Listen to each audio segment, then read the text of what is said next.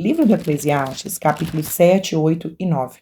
Capítulo 7, Salomão leva-nos a pensar sobre as vantagens do sofrimento. Nós, diante do sofrimento, somos tentados a reclamar, a murmurar, mas ele nos convida a observar o que o sofrimento, as adversidades pode trazer de bom para nós, melhorar o nosso caráter, forjar a nossa vida. Ele nos ensina também a extrair reflexões importantes num luto, num velório. Verso de número 2, ele diz, é melhor ir a um luto, a um velório, do que a um banquete. Ele está falando aqui sobre reflexões acerca da eternidade. Num velório, todas as pessoas, na hora do enterro, começam a pensar o quanto a vida é passageira. E, especialmente, se aquela pessoa que faleceu é uma pessoa jovem, todo mundo está ali pensando, puxa, foi embora tão jovem, como que a vida é passageira. E se é um pai de família e todo mundo está ali naquele velório, começa a pensar, eu vou valorizar mais o meu pai, eu vou valorizar mais a minha mãe, eu vou amar mais os meus filhos, eu vou passar mais tempo com a minha família. Então, num velório, as pessoas estão muito mais quebrantadas a pensar sobre a eternidade. Verso de número 14, ele diz que a adversidade ou os tempos de prosperidade, todos os dois são permitidos pelo Senhor e que, portanto, nós devemos aceitar, mesmo sem entender. Nós devemos aceitar. Ele ainda fala sobre alguns extremos, o extremo de ser demasiadamente justo para não se tornar um legalista ou demasiadamente ímpio, se tornar um leviano. E no verso 17 ele diz assim, olha, quando a pessoa ela se torna demasiadamente ímpia, se entrega às paixões, essa pessoa pode morrer fora do tempo. Por falta do conhecimento, algumas pessoas acham que ninguém morre fora do tempo, mas a Bíblia está dizendo que algumas pessoas antecipam, talvez com essa entrega às drogas, à bebida, ao prazer carnal, sexual, uma geração que se entrega tanto ao prazer sexual e acaba colhendo doenças venéreas, doenças sexualmente transmissíveis, ou se entregam tanto às drogas e acaba partindo para o mundo do crime e acabam morrendo muito jovens, um tempo muito inferior àquele tempo que o Senhor havia planejado para aquele indivíduo. E ele ainda expressa como alguém que conhecia bastante mulheres. Verso de número 26, ele diz, achei uma coisa mais amarga do que a morte, a mulher cujo coração são redes e laços. Mais uma vez, Salomão está expressando o poder que uma mulher tem de persuasão, não uma força física, mas uma força moral. Ela tem uma força capaz de destruir um homem ou elevar esse homem. Verso de número 29, Salomão mostra que Deus criou o homem perfeito e o homem acabou se corrompendo. Nós lidamos com pessoas diariamente que culpam a Deus.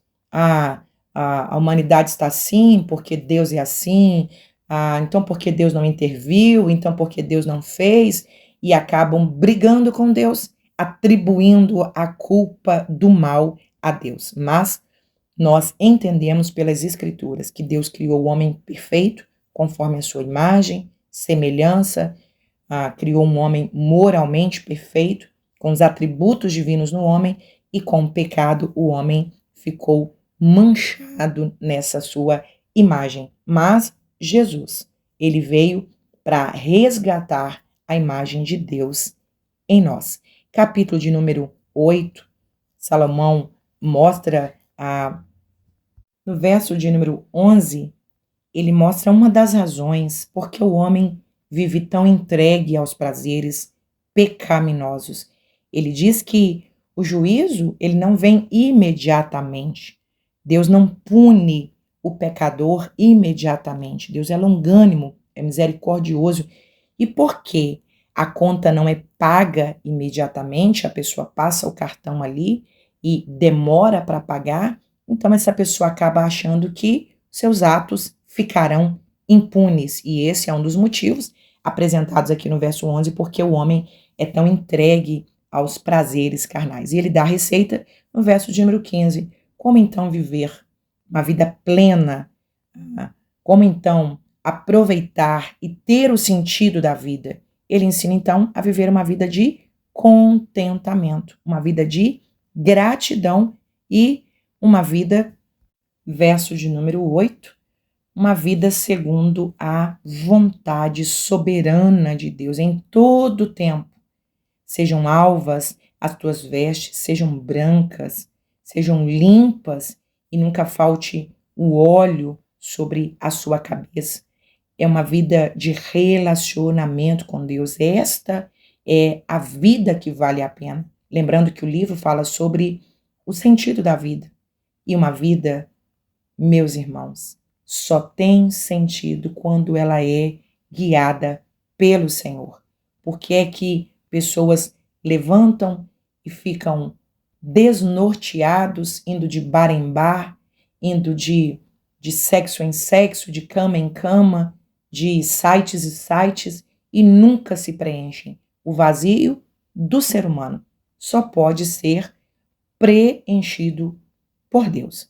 Ele convida-nos a aproveitar a vida com a nossa família. O homem casado, verso de número 9, aproveite a vida com a mulher que você ama. Todos os dias da sua vida, ensinando aqui o casal a desfrutar do prazer sexual que é puro e aprovado por Deus. Verso de número 10, foque naqueles seus sonhos, naqueles seus projetos, alinhem esses projetos aos sonhos de Deus, porque na sepultura, para onde você vai, não há obra, nem indústria, nem ciência, nem sabedoria. Eu li um texto, que não se sabe o autor, que diz que no cemitério, se pegássemos cova por cova, encontraríamos ali pessoas que escreveram canções que nunca foram publicadas, poesias que nunca foram publicadas, livros que ficaram nas gavetas, artes que nunca foram expostas, e ele está dizendo: faça conforme tuas forças, dentro de um propósito estabelecido por Deus. E ele termina esse capítulo maravilhoso mostrando a força da sabedoria. Ele diz, olha, verso de número 16, melhor é a sabedoria do que a força. Verso 18, melhor é a sabedoria do que as armas de guerra. Então, quantas pessoas acham que a força bélica é essencial, a força do braço, a força do exército é essencial, mas se não tiver uma mente sábia, projetando, marcando estratégias, não haverá uma vitória para esse exército. Que possamos usar dessa sabedoria em todas as áreas da nossa vida. Livro do Eclesiastes, capítulos 10, 11 e 12. E aqui nós encerramos esse livro tão maravilhoso. Capítulo de número 10, ele vai mostrar a importância de adquirir sabedoria para viver uma vida feliz e mostra também quais são os perigos de uma pessoa que vive uma vida tola, uma pessoa que está sempre exposta à vergonha, aos danos e até a morte. Verso de número 2, o coração do sábio está à sua mão direita, a direita aqui, simbolizando o que é justo, e esquerda aqui, simbolizando o que é injusto. Remete também a Mateus 25, 33, Jesus colocando as ovelhas à direita, né, e os bodes à esquerda, mostrando esse lado da justiça e da injustiça, da santidade e da imoralidade. Aqui no capítulo de número 10, a lei da semeadura também, ela é mostrada, verso de número 8, quem fizer uma cova, nela cairá. Quem romper um muro, uma cobra o morderá. Quantas pessoas não pensam que haverá um reflexo das suas ações, mas, além do juízo final, nós também estamos tendo os nossos atos pesados em balanças para sermos recompensados ou punidos ainda nessa vida e depois no juízo final. Capítulo de número 11 é um convite a um desafio da generosidade. Lança o teu pão sobre as águas. É um desafio a aproveitar as oportunidades. Quantas pessoas que não não melhoram de vida em nenhum aspecto porque não arriscam, têm medo de arriscar. Então o texto fala tanto da generosidade, sobre a recompensa de fazermos atos de justiça e termos o retorno disso. Não fazemos porque queremos o retorno. Ninguém oferta na casa do Senhor, ninguém abençoa o campo missionário desejando uma recompensa, mas pela justiça de Deus, nós somos recompensados pelos nossos atos de generosidade. E por outro lado, verso número 4, há aqueles que nunca vão arriscar, que estão sempre criando desculpas. Quem observa o vento nunca semeará. Quem olha para as nuvens nunca cegará. Às vezes são pessoas vitimistas, estão esperando o tempo oportuno e vão esperando, esperando, esperando e vão justificando por que é que estão paralisados ou improdutivos. E Salomão, no capítulo 11, dá uma palavra para o jovem sobre alegrar na sua mocidade, viver a vida com intensidade, mas para tomar cuidado com as escolhas. Por quê? Porque Deus pedirá conta de todas as nossas ações. Capítulo de número 12 é aquele capítulo maravilhoso que nos leva a pensar em como aproveitar a nossa jovialidade para trabalhar mais para o Senhor. A mocidade deve preparar-se para a velhice e para a morte. Ele começa convidando o jovem a dar sentido à vida. Fechando, então, o seu discurso, ele começa mostrando qual é o verdadeiro sentido da vida, e aqui ele finaliza esse discurso dizendo: olha, lembra do teu Criador. Você quer uma vida com sentido? Você quer uma vida com propósito? Alinhe sua vida ao Criador.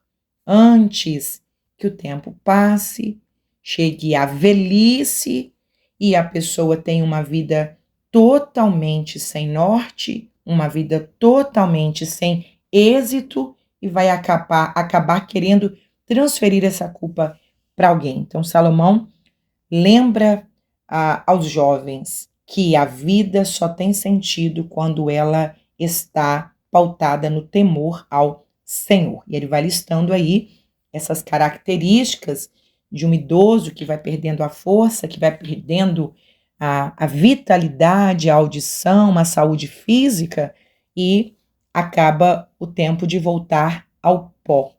E voltar ao pó, verso 7, como era, e o espírito voltar a Deus. Então ele vai fechar o livro mostrando dessa prestação de contas. Na morte, a carne volta para onde veio, a carne veio da terra, ela volta para a terra. E o espírito? O espírito tanto do ímpio quanto do justo volta para Deus, para uma definição de destino. Segundo o livro do Apocalipse, nessa volta a Deus, todos aqueles que tiveram os seus nomes escritos no livro da vida, eles serão destinados ao paraíso, ao lugar de descanso.